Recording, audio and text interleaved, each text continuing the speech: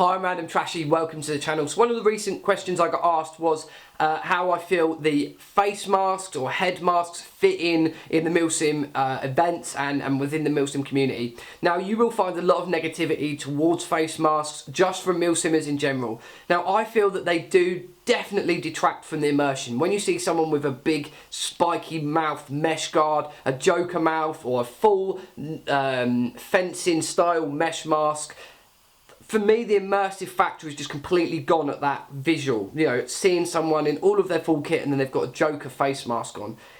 For me, the immersive factor is gone.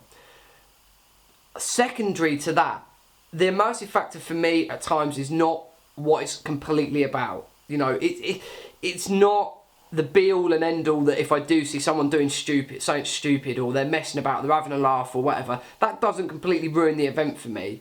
But for me, practicality is one of the key things of Milsim. If you are spending 24 hours out on the ground, 48 hours out on the ground, the more you do this, the more sort of vigorous and the more precise you have your kit, the more anal you are about getting things set up. For me, that precision makes me and my life and my weekend more comfortable, more efficient, more sleek. That is what I aim towards, having things laid out, loaded out, the way that I set my vest up, the way I tailor my kit, is all down to giving me the maximum capability out on the ground. And if you are wearing a big mesh mask, a head mask, one of these helmet attached face masks, or whether you know, you wear one that makes you look like an alien or a robot or something like that, and you expect to be comfortable in that for 24 hours, I would like to see someone try and do that. Now, there is probably going to be the odd person that checks into this channel and says, oh yeah, but I do Milsims all the time and I do them in a face mask. That's fine. The thing that I see it hindering is being able to take on water, being able to communicate, being able to be comfortable, putting your cheek onto the stock. There's just a ton of things in my mind where I just see those big mesh face masks or a full face mask being completely impractical.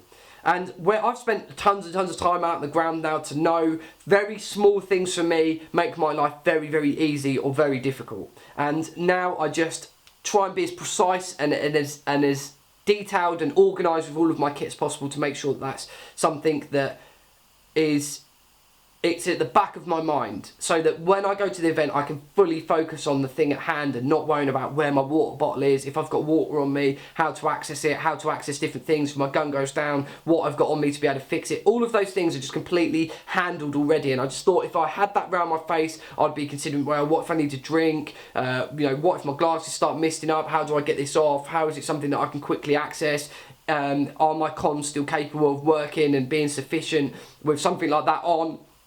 That would be the things that would concern me. So also, I think the key thing is hydration. I bang on about it in a ton of videos. You know, how easy is it to lift it up? Can you just drink underneath it? Can you still get to your camelback? You know, if you've got one of these things that's attached to a helmet, does that mean that you are wearing a helmet at all times? I just have a ton of questions that just, for me, lead to the impractical side of things. Now, there are a ton of different alternatives out there for face protection. As you can see, the wild variety of masks that are out there.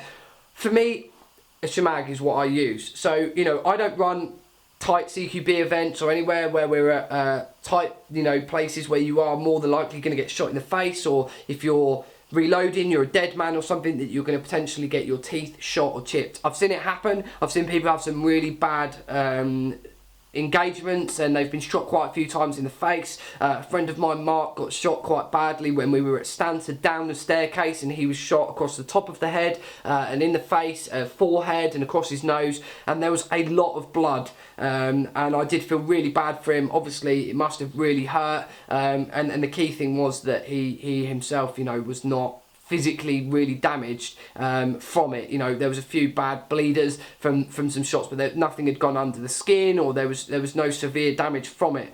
But something like this works for me. So, you know, if any of you guys have seen my loadout, I normally run something like this around my neck. If I need to access it, we're about to break into a building, we're about to push a door, I can cover up like this, I can still communicate, I can still have my comms, I've still got good ventilation underneath so it doesn't start fogging up my glasses. You know, if I really need to, I can just throw it over the top of my mouth. easily to push out the way. You can still hear me on the comms, I can still communicate and everything. It's just a very quick way of protecting my teeth if I really need to. At any time, I can just pull this away and pull it away from my neck. For me, this solution works. I don't feel that I need anything else. It's also something that I can pull away from me if I'm getting hot. It goes straight into a pocket. As soon as I'm getting into that tight CQB, I can just drop my gun, let my gun hang. Again, very quick, very easy to access. Throw that around my face like so. Go and do what I need to do, and then I can move away. It's no real effort, no real problem. It doesn't hinder me in any way. It's light, it's easy to use. These things are also very cheap. As you can tell, this shemagh is absolutely massive, but you can get a lot smaller ones in a variety of different colours. So this is the personal solution that I use. I know guys that use the neck gaiters and they do exactly the same thing. They run their neck gaiter for the day, or their neck sock, and they can just pull it up over their face, just protect their teeth a little bit. Also seen guys run gum shields, and those sort of things are becoming more and more popular. I do like them. The only issue I have with gum shields is that when someone is talking over the comms with their gum shield in, it does sound like they've got a mouthful of toffee. That is just one of the downsides of it, but if you can quickly put it in and out just to be able to communicate or whatever, and then if you are going to run into some tight CQB, you can put that gum shield back in, not a problem at all. So I don't have a massive issue with someone trying to protect their face, but there is a variety of different methods and ways of doing it without wearing one of these big garish masks or something with teeth or mouths or Joker faces on or something like that.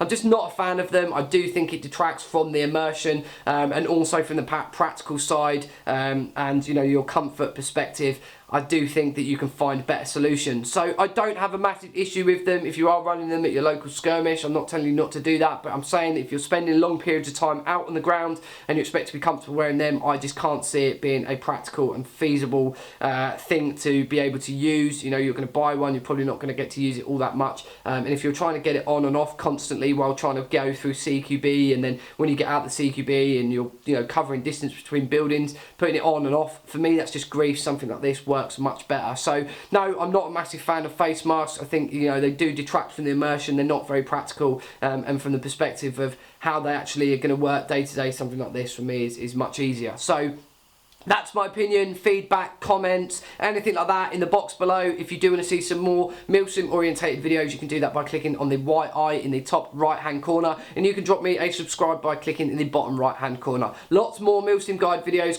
coming soon. If you do have a milsim question you want to see a video about, make sure it's in the box below. Thank you very much for watching, and I'll see you all soon.